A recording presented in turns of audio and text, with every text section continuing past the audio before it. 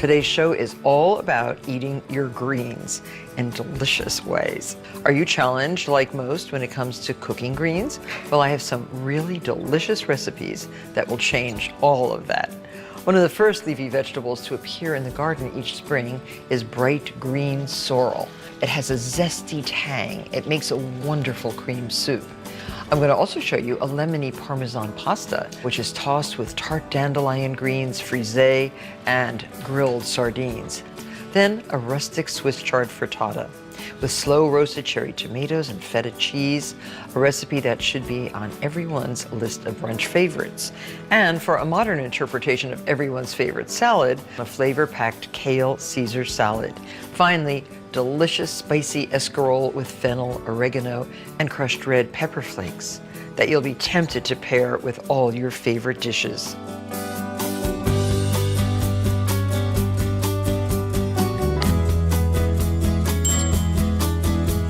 Sorrel's grown wild for centuries in Asia, Europe, and North America. This is what a sorrel leaf looks like. Long stem, a leaf that looks kind of like an elongated spinach leaf. It's easily transformed into a delicious cream soup served hot or cold. We've washed all the leaves. You need about 3 cups for this particular recipe. Remove the stems and cut into half-inch pieces. Generally, cream soups in France are based on a bechamel sauce, but today we're using a velouté, which is based on a stock. We're using a chicken stock. My mother often made sorrel soup because we all love the sour taste. Sorrel is a hardy perennial herb. It belongs to the buckwheat family. Very high in vitamin A, contains some calcium, phosphorus, potassium, magnesium, and vitamin C. So it fulfills a lot of our vegetable requirements. To make the soup, melt 3 tablespoons of unsalted butter and sauté 1/3 cup of finely minced white onion. You could also use a shallot. So let that saute just until the onions are translucent. It'll take 6 to 8 minutes or so. While these are sauteing, you can do one more thing that you need for this particular cream soup. We need 2 large egg yolks.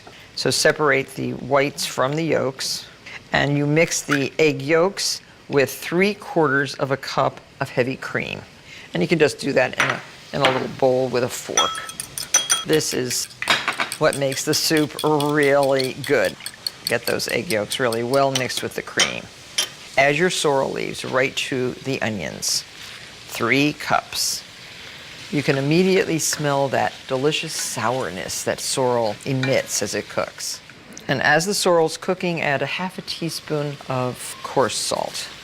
Where's the sorrel? It cooks way down.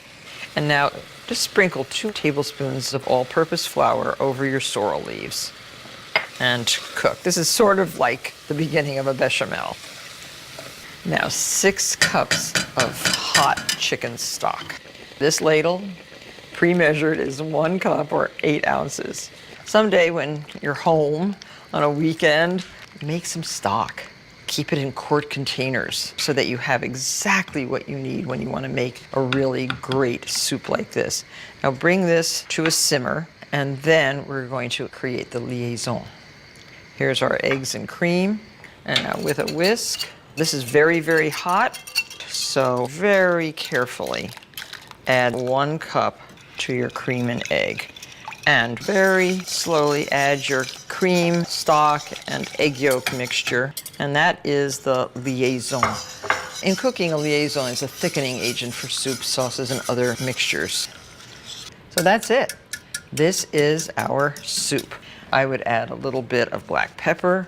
You'll taste it as it cools for salt. And then right before serving, incorporate about 1.5 tablespoons of butter into the hot soup. This adds just another little dimension of flavor. If you're planning to serve the soup cold, you don't have to add the butter. So now just ladle into your serving bowl. And you see it's thin, but it has texture. And it has really unusually good taste. So that's your hot sorrel soup. I like a sprinkling of spring chervil and a little tiny dollop of creme fraiche. That is a beautiful soup of sorrel. Now, if you want to serve it cold, chill overnight. You can put it in a pitcher like this for easy serving. And this too can have a sprinkling of chervil and a dollop of creme fraiche. There you have 2 services, 1 soup. If you haven't tried sorrel, I suggest that you give it a try.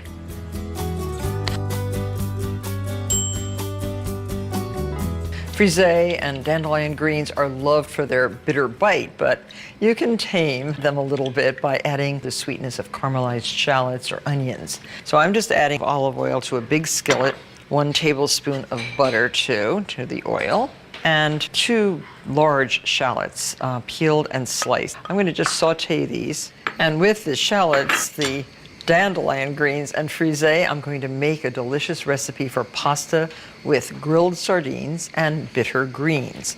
Dandelion greens. You can buy them in the marketplace, and you can actually pick them too. Wash them, dry them, and cut them into 3/4 to 1 inch pieces. Now, because we're going to also incorporate fresh sardines into this pasta dish, I have a stovetop griddle right here and a big pot of water just coming to a boil. Salt that, and we're going to cook for this particular dish bucatini. Bucatini is a thick spaghetti that has a hole right down through the center. The fine hole in the center of the bucatini prevents the outside from overcooking before the inside is al dente. So here we have our beautiful shallots cooked to perfection. Now add your greens. Start with the stems. They're a little heavier and coarser, you can see. And then you'll add the more tender tops of the leaves. Oh, I better get that bucatini in. So now the frisee. This is 2 nice heads of frisee cut into pieces.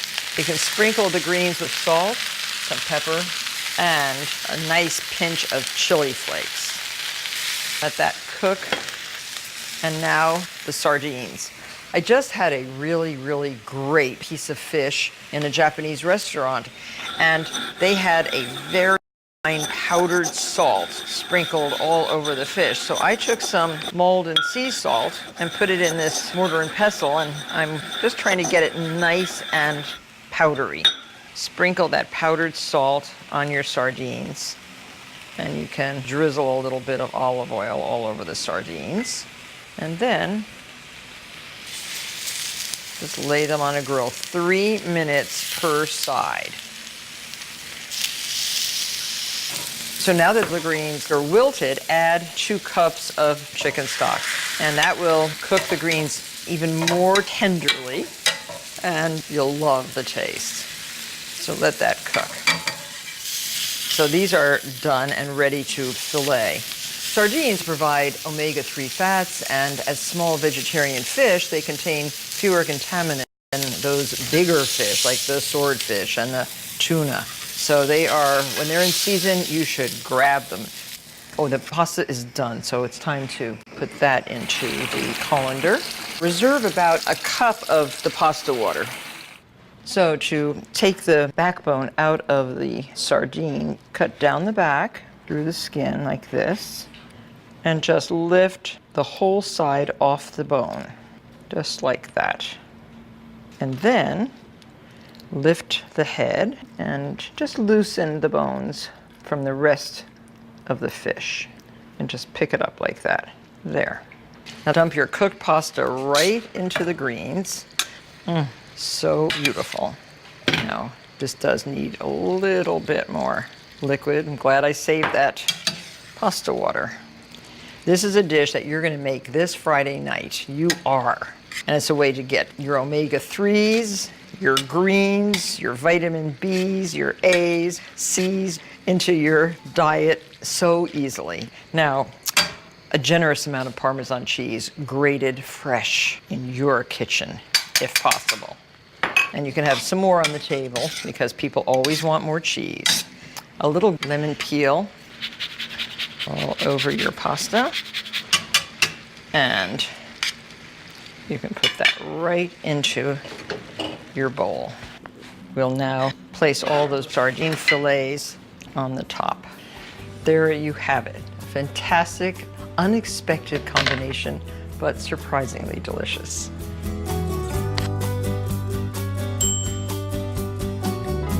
Swiss chard has large green leaves, sometimes ribbed with red, sometimes with orange, yellow, rainbow chard it's called. Very, very delicious summer vegetable.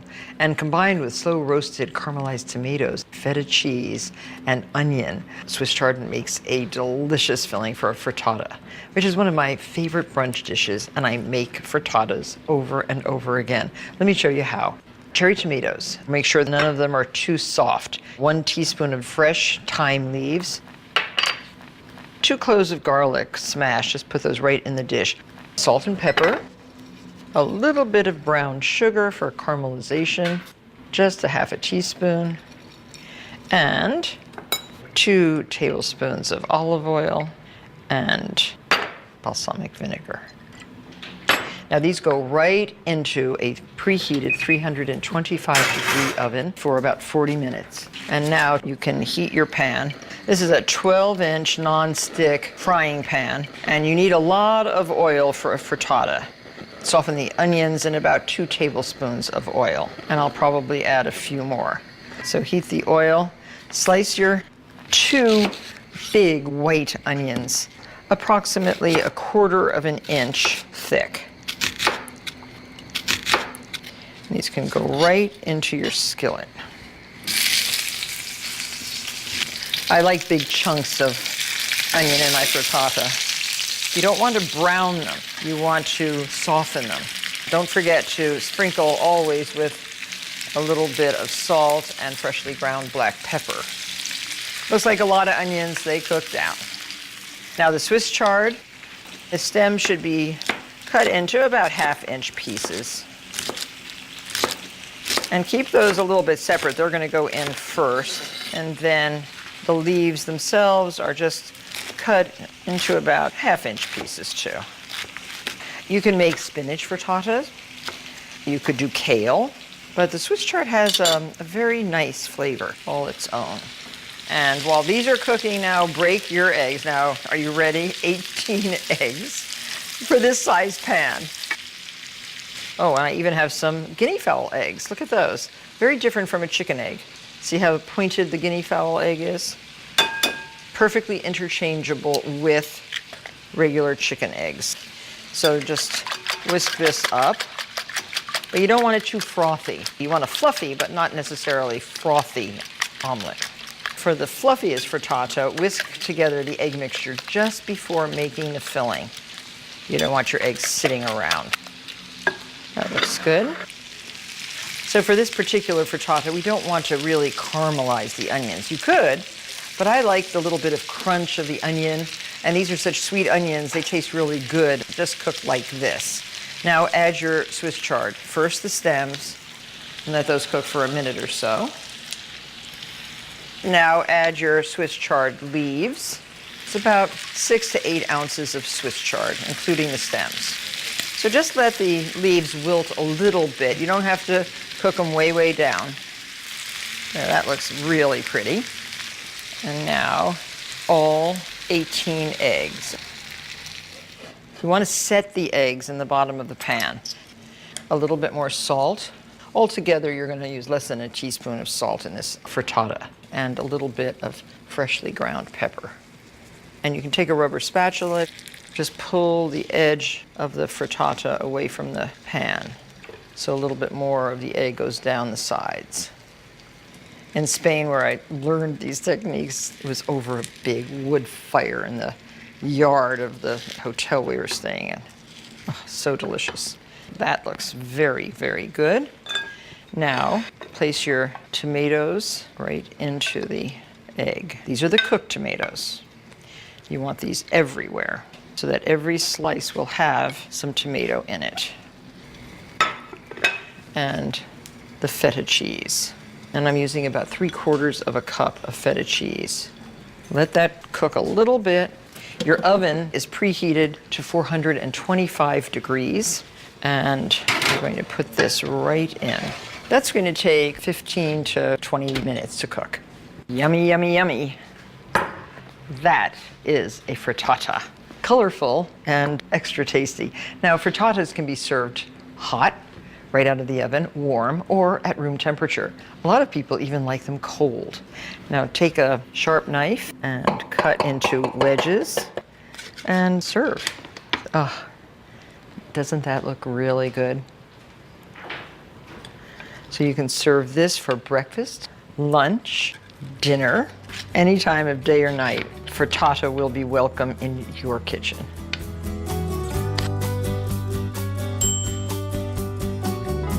The Caesar salad may have been invented in 1924 in Tijuana, Mexico, but I bet Italian chef Cesare Cardini never imagined his now classic salad would be made with kale and featured on menus across the United States.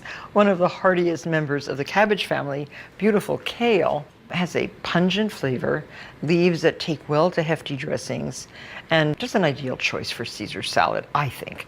So this is an Italian kale, and one of the important features of a Caesar salad, of course, are the croutons. So I like to make brioche croutons, and I take the crusts off brioche. This is sliced brioche bread, and just cut your bread 1/4 inch thick and into 1/4 inch cubes. Heat some olive oil in a pan. This is what we're going to saute the croutons in. And to cut the croutons, use a serrated knife because you don't want to tear the bread. There. Do a few at a time just to start. And if you like the flavor of butter, and I do, you can add butter to the oil to make the croutons even a little bit richer. A little bit of salt and pepper. Some people put a little bit of cayenne pepper in their croutons. Make them even a little spicy. But look how pretty they look. They toast very, very quickly. Don't leave the stove to answer the telephone, and don't go to your door while you're toasting, because these really go fast. So once you have your croutons, it's time to make the salad. And the first thing we do when we make a Caesar salad is the dressing. And the basis for the dressing, even if you don't like them, anchovies.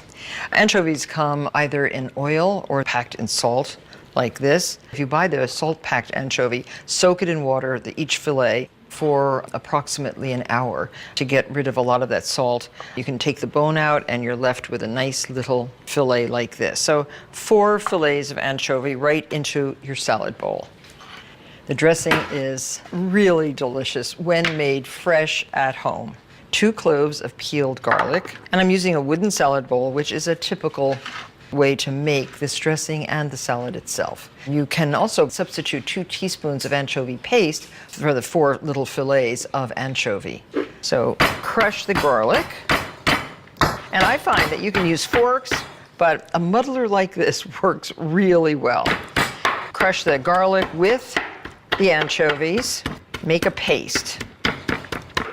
So once you mash the garlic cloves with the anchovy, add the juice of 1 lemon, and these little hand juicers are fantastic for this. It gets every bit of juice out of a lemon. The story goes, Signor Cardini made this right at tableside. He had very few things to make a salad with, and he made a little theater of it. So there we have lemon juice, 1/3 of a teaspoon of salt, 1/8 of a teaspoon of black pepper, 1/2 a teaspoon of Dijon mustard,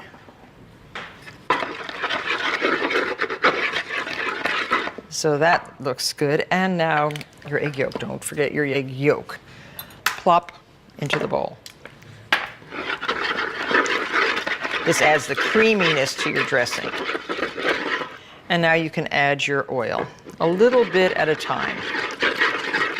And if you don't want to use a raw egg yolk, and many times the eggs that we get in the supermarkets are not the freshest, you can use a tablespoon of store-bought mayonnaise instead. So now the rest of your oil. And now I think it's time for me to change from the muddler to a spoon and get this all incorporated. Now to this dressing, add about 1/2 cup of freshly grated Parmesan cheese right into your dressing. So this is a thick, rich, creamy dressing, and so superior to bottled dressings. Look how pretty that is. So now chiffonade the rest of your kale. We have a big bowl of it. And roll the leaves up like this, and then very finely on an angle, cut the leaves. Raw kale. Kale is tough. It is a really sturdy green. So it's better to chiffonade like this. And look how pretty that is when you do chiffonade it. It is now ultimately edible. You just put this right into your bowl. Let's add the whole bunch. So altogether, 3 big heads of Tuscan kale for this particular salad. And just toss and toss and toss until every leaf is coated. And a nice sprinkling of the croutons. You can save some on the side for those of you who want more. So toss in the croutons and serve. Cold, crunchy, delicious. That is Caesar salad made with kale.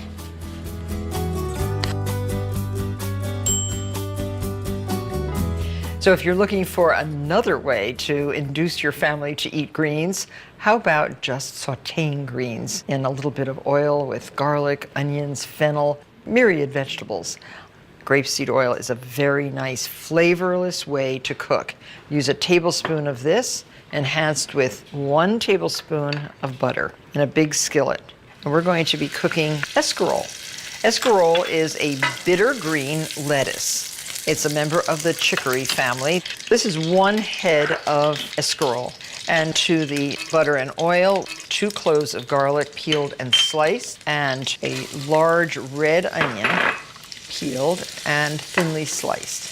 As soon as this cooks a little bit, we're going to add a bulb of fennel, a little pinch of red pepper flakes. So now the onions are starting to exude their moisture. Add your fennel. This is 1 large fennel bulb. This will take about 10 minutes to cook down. So you see after 10 minutes or so what happens to the onion and the fennel. Add a piece of fresh oregano if you have it. You could use a little dried oregano if you don't have it. And just let that cook. And now it's time to chop coarsely your beautiful washed escarole leaves into 3 or 4 pieces each leaf. Make sure you wash your salad. So now add your escarole. So you can see there's a little bit of moisture on the leaves. We're not going to add any water. Stir this a little bit. It wilts down really fast. Now a little pinch of salt. If you want to speed up the process, you can cover. Keep it on low. The whole cooking process just takes a couple of minutes. When that's done, it will be tender, tasty, pretty, and a great side dish to sauteed fish, a piece of grilled chicken, a lamb chop. So doesn't that look utterly delicious? Certain to become a new way for you to cook your greens. Thanks so much for watching today's show, and I'll see you on the next episode of Cooking School. Who knows what we'll dream up. Remove the stems from a bunch of washed kale and tear into pieces. Drizzle with 2 tablespoons of olive oil and 1 tablespoon of lemon juice. Sprinkle with a 1/4 cup sesame seeds and season with coarse salt. Toss to coat.